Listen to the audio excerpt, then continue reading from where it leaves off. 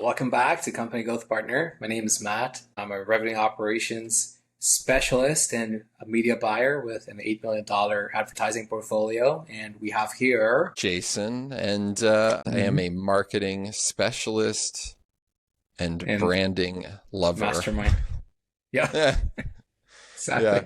And today we're going to discuss something a little topical because Yep. we recognize that the political landscape is heating up in the States, and Kamala hmm Harris has released their tax plan for their team, and Matt's got some thoughts on corporate taxes.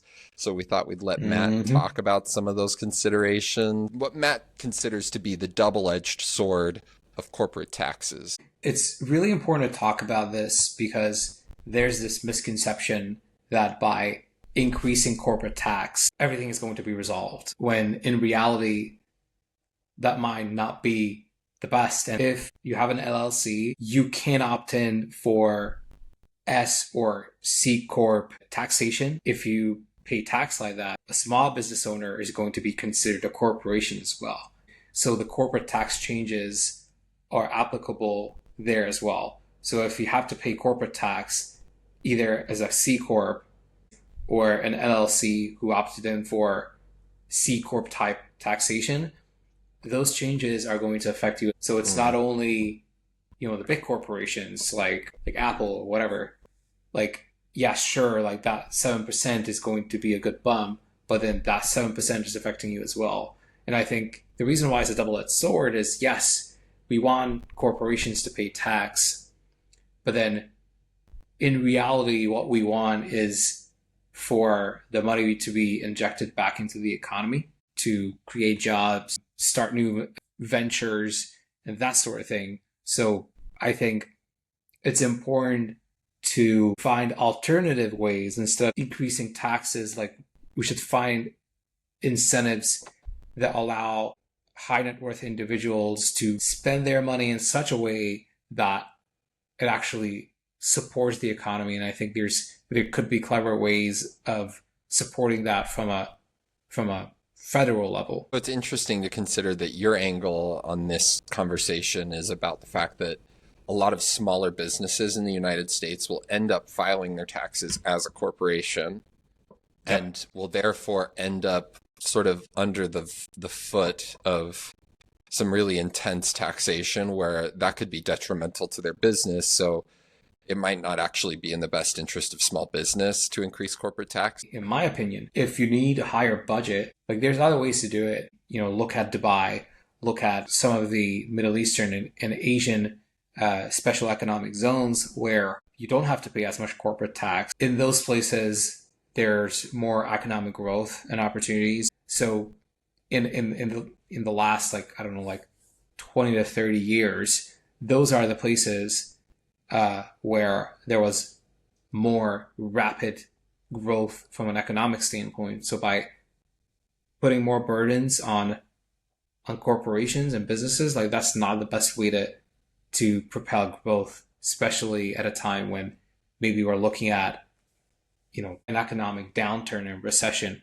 By increasing taxes, we're disabling businesses from spending that money, because, like, the goal really is for people to spend money, because during a recession there's fewer transactions happening, right? So that's the issue. Like, the money doesn't disappear, but it moves slower. And as we were getting ready to discuss this topic, you had started to talk about the fact that like trickle down economics as a consideration doesn't really work necessarily because traditionally business owners, they haven't been that interested in reinvesting the money they earn into their business or into the economy at large.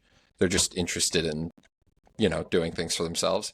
So I think it's interesting Yeah. to discuss what you were talking about earlier, which is the fact that like, could there be a way to incentivize business owners and corporations really to make sure that the money they're earning gets put back into their business and back into the economy to benefit, Instead of all people. sitting. Yeah, exactly. And I think that's creating, like, a lot of problems.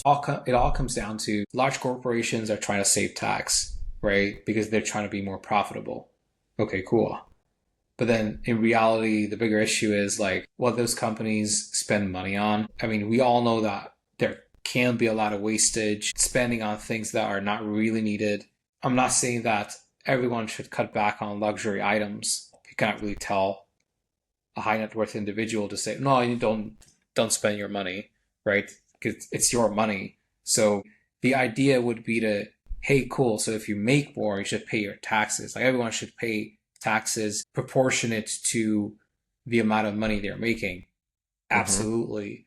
But by increasing taxes overall, like that is going to trigger something else because in my opinion, ethical tax evasion is going to be more rampant. Like, entrepreneurs and business owners are going to look for alternative ways of avoiding tax legally. If you're attacking the issue by saying, hey, look, we're going to tax everyone and we're going to do it a lot of business owners are going to start panicking and like that can actually propel more uncertainty than stability, I think. By minimizing taxation, right? Businesses have more capital that they can reinvest in new ventures, like hiring more people. By taking that money out of their pockets, we're actually not incentivizing them to make wiser business decisions to put the money back in the economy. Instead, that could, I think, could create an effect of even more hoarding because that's the big issue with corporations that the money is not being spent and it's sitting in an account, right? That's not really good because we want businesses to spend more because if they spend more, that creates new jobs, it propels the economy forward, and then that puts money in the consumer's pockets. That is going to propel even more spending because when consumers have money, obviously they're going to spend it. It's useful to note that, yeah, when corporations, especially in a capitalist system, if corporations are doing well, it makes sense that, like, they can do things to benefit the general public and the economy could then thrive. So what can we be doing, not, just from a policy perspective, but I guess from every perspective, what can we be doing to help business owners do their best work and to help benefit the economy? Is it intensifying taxes on all businesses? Your suggestion is no. And maybe it's about helping business owners understand how to reinvest the money they're making back into their business and back into the economy writ large so that they can do the most good possible, not rely on the government to do that for us necessarily. Yeah, because here's the issue. Everyone has their own agendas. Like there's the idea of everyday people in America, the rich, and the government. And right now, like the way things are, I would argue that, the rich are in the best position, right? And they're sitting on the money. The government has a budget deficit. By incentivizing businesses to spend more, that money is going to help the people who need it the most.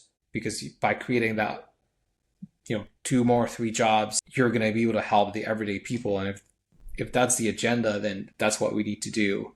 It's a hallmark of company growth partners sort of perspective is that when businesses are doing well, when companies are allowed to thrive, there's an opportunity for those companies and for those businesses to do so much good to benefit all kinds of people, whether it's creating jobs, creating opportunity. There has to be room left for those business owners to be able to invest in their own business and in themselves. If you're a business owner and you're looking for any kind of support in any regard, you should let us know. A company growth partner. We'd love to discuss your business with you. That's what we do. Absolutely. Talk soon.